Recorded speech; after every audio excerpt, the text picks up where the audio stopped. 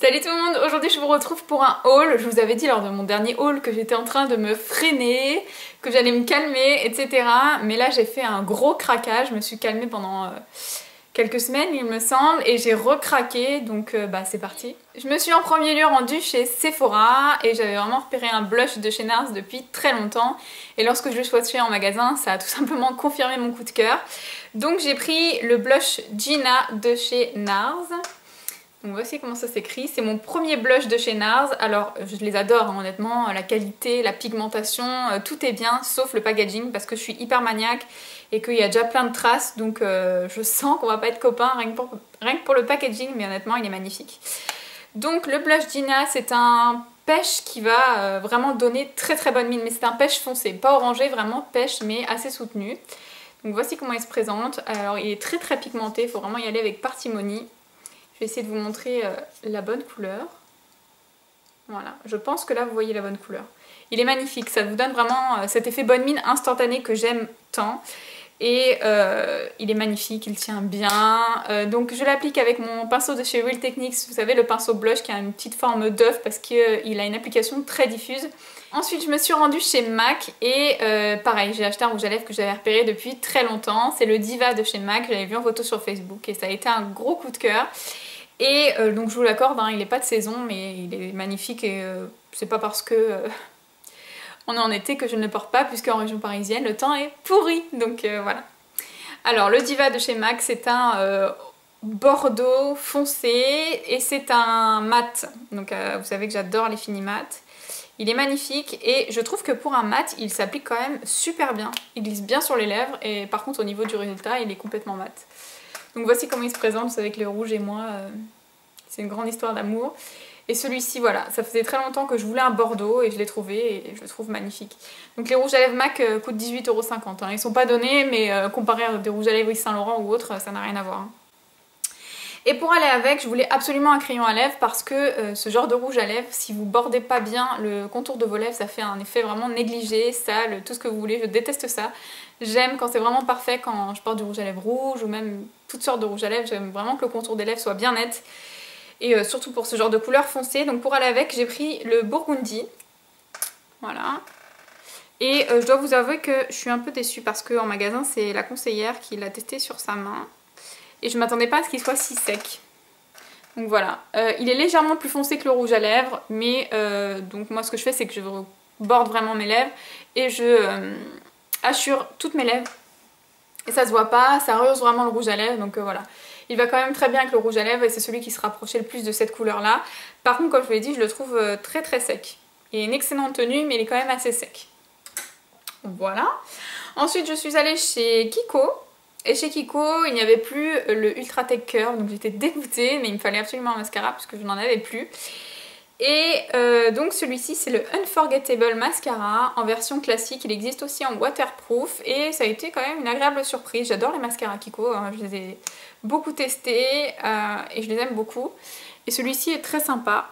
Donc voici comment se présente la brosse. Donc toujours une brosse incurvée, voilà, sauf que cette fois-ci ce sont des poils.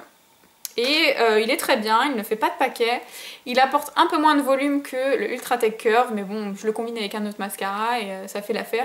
Je le porte aujourd'hui, donc voilà, ça peut vous donner une idée. J'ai repassé une commande sur le site de iHerb, si vous me suivez depuis un petit moment, vous savez que j'adore ce site, que je trouve toujours plein de choses, c'est une vraie mine d'or. Et surtout pour les produits teints, puisque j'adore les produits teints de la marque Physicians Formula, je vous en avais fait une petite revue, je vous remettrai le lien en barre d'informations si je n'oublie pas. Et donc il me fallait un fond de teint poudre puisque je ne mets plus de fond de teint crémeux, quoique là j'en ai testé un, je vous montrerai. Il me fallait un fond de teint poudre un peu plus foncé que celui que j'ai à la maison puisque j'ai pris quand même des petites couleurs malgré le temps un peu gris de la région parisienne. On a eu quand même de très belles journées ensoleillées. Donc j'ai repris un fond de teint que j'aime beaucoup mais en une teinte plus foncée. Donc celui-ci c'est le fond de teint minéral de chez Physicians Formula et j'ai pris la teinte Sand Beige. Donc il se présente comme ceci. Je vais vous l'ouvrir pour vous montrer ce que ça donne.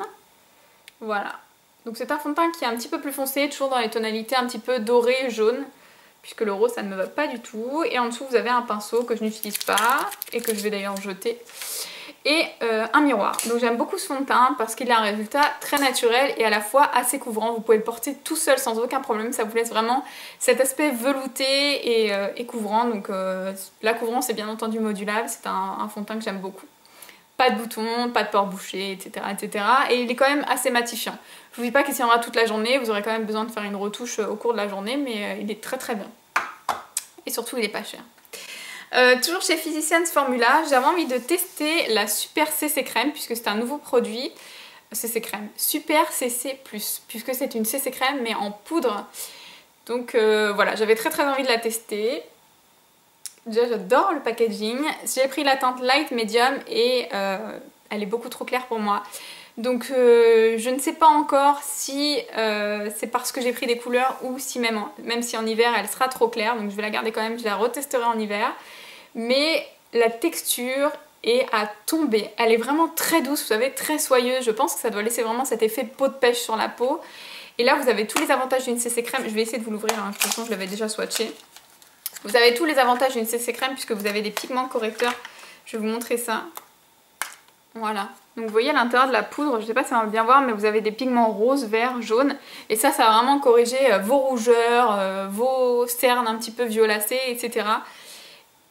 Sauf que vous n'avez pas ce côté crémeux. Si vous avez la peau mixte à grasse, vous n'aurez pas ce côté crémeux. Donc voilà, vraiment tous les avantages.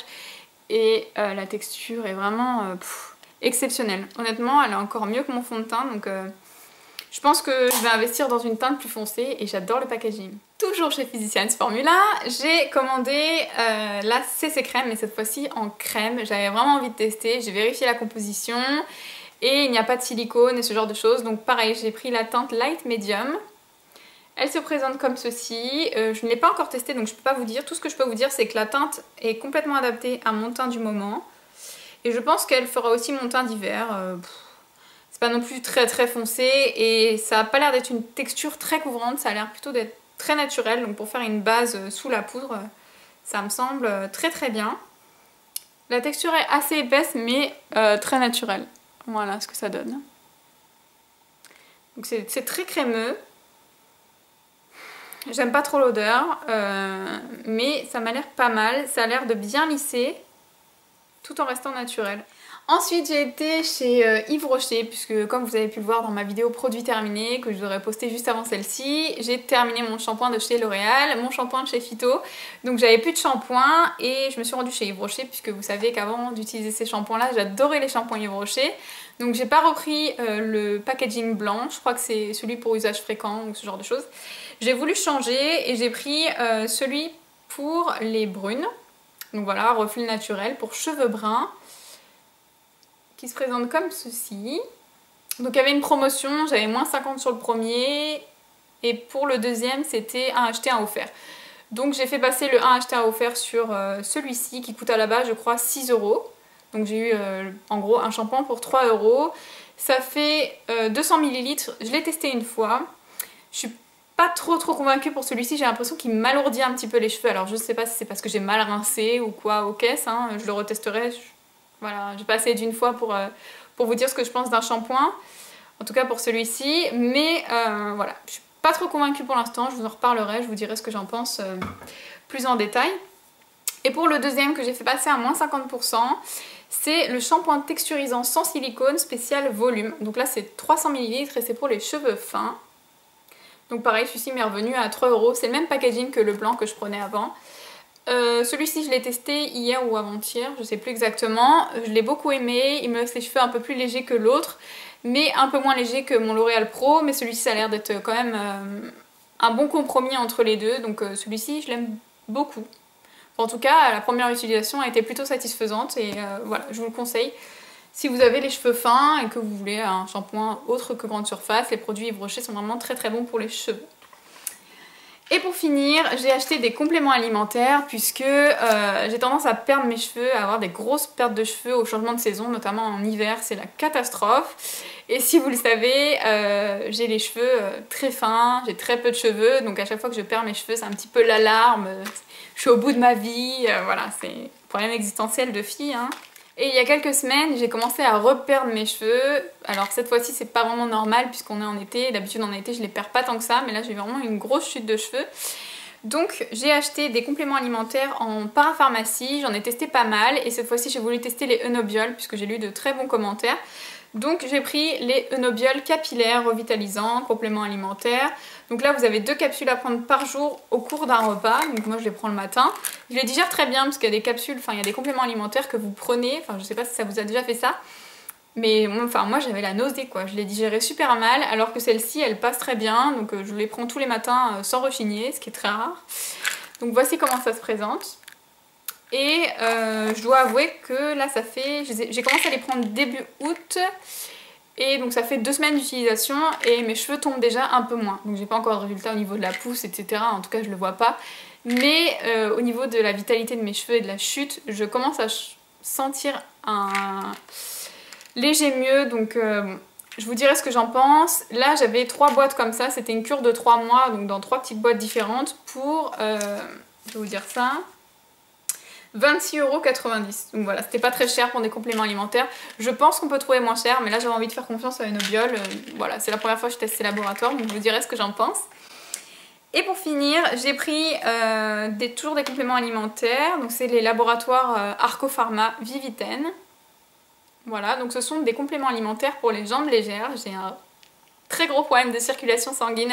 Malheureusement, il n'y a rien à faire à part porter des bas de contention, mais bon, les bas de contention, merci quoi. Donc, j'ai envie de tester les compléments alimentaires pour l'instant. Je les ai commencé ce matin, donc je ne sais pas encore si ça va marcher. Par contre là c'est un peu plus contraignant, vous avez 3 gélules à prendre par jour, une matin, une midi et une le soir. Donc moi je pense pas que je pourrais les prendre le midi, mais une matin, une le soir, et je vous dirai ce que j'en pense.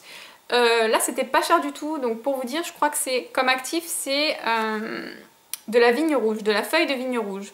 Favorise une bonne circulation et contribue à diminuer la sensation de jambes lourdes et fatiguées. Voilà, c'est exactement mon problème. Dès que je marche un peu, ou que je reste debout trop longtemps, ou allongée trop longtemps, enfin allongée ça va encore, mais quand je croise les jambes, etc., quand je suis en voiture trop longtemps, c'est vraiment un enfer. Donc je vais tester ça, je vous dirai ce que j'en pense. Si vous avez le même problème que moi, je pense qu'on est beaucoup dans ce cas-là. Et donc là c'était beaucoup moins cher, c'était 5,90 € la boîte. Je pense que j'en ai pour un mois.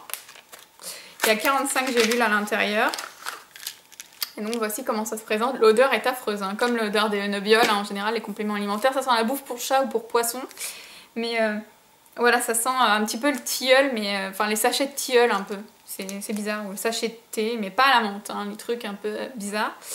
Et ça se présente comme ceci, donc avec une petite poudre à l'intérieur. Et c'est pareil, donc j'ai commencé à les prendre ce matin en prenant mon petit déjeuner et aucun problème. Donc je les digère bien, que ce soit au niveau de l'enveloppe ou du complément. Voilà. J'en ai fini avec cette vidéo, j'espère que ça vous aura plu. J'ai encore fait fumer la carte bleue. On ne dira rien, je vous fais de gros bisous et je vous dis à bientôt. Ciao!